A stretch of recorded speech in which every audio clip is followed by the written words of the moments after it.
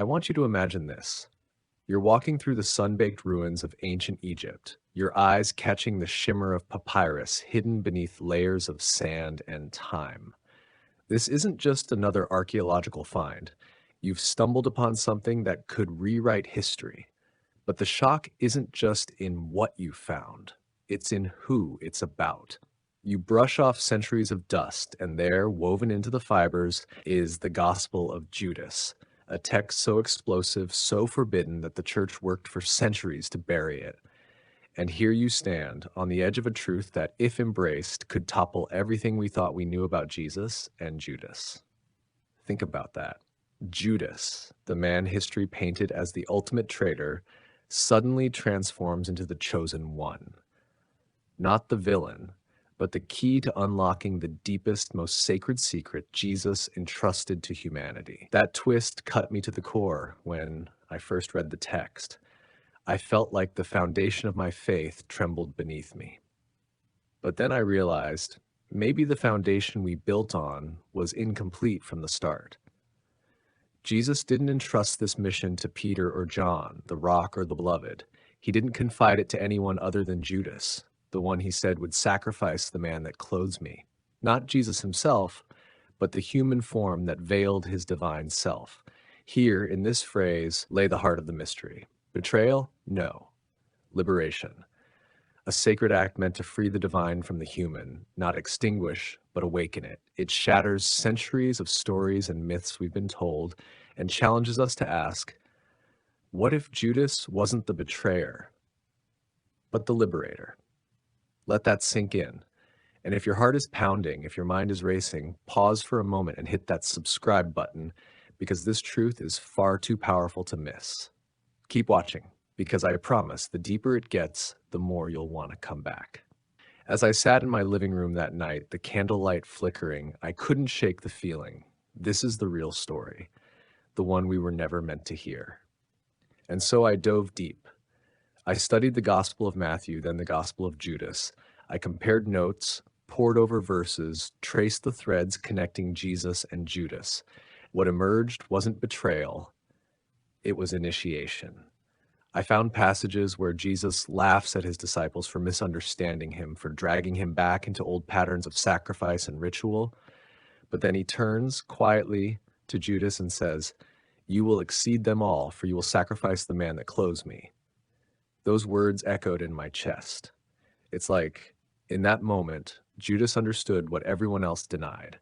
Jesus wasn't here to die for sin. He was here to overthrow the illusion that sin even exists.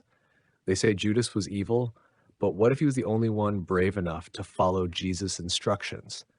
This wasn't about selling out, it was about selling up. The body was the prison.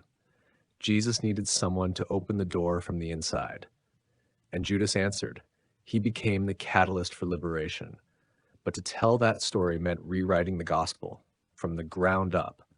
This blew apart everything I thought I knew about redemption. Because if Judas did what Jesus asked, if the death was meant to free, not atone, then so much of what we teach, what we worship, what we proclaim needs rethinking. There's no room for immediate absolution through sacrifice if secrecy and revelation were Jesus' real mission.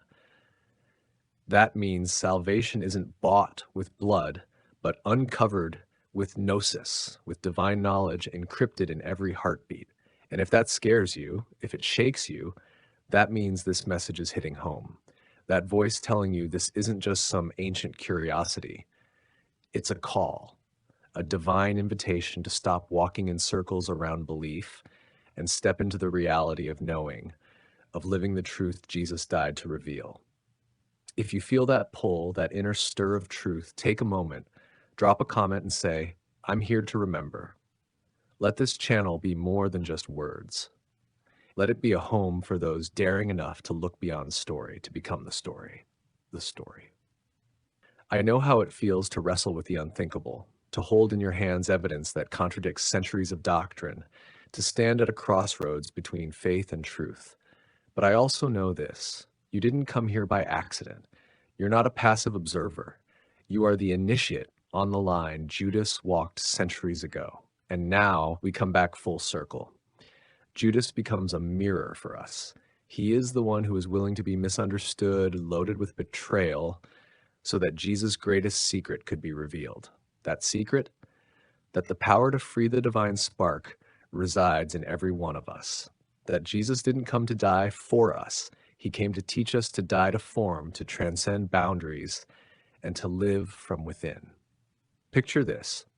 You sitting in your quiet space, closing your eyes, placing your hand on your heart. Can you feel that subtle vibration, that echo of eternity? That is the Gospel of Judas speaking through you. That is freedom whispering your name. You are not the sinner. You are the liberator of your own divine essence.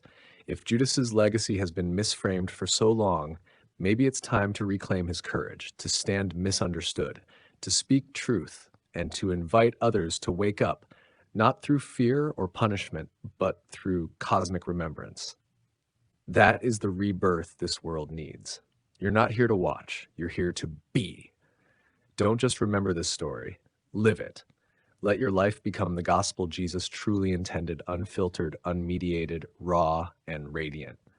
If this message stirred something deep, if the fire is still flickering inside, don't hold back. Like to anchor the energy, share to spark another soul, comment, I carry the secret, and subscribe, not just to a channel, but to a movement, a quiet, a powerful uprising fueled by remembrance and refusal to be silenced. You are not alone. You are not forgotten. And right here, right now, the Gospel of Judas is being reborn through you.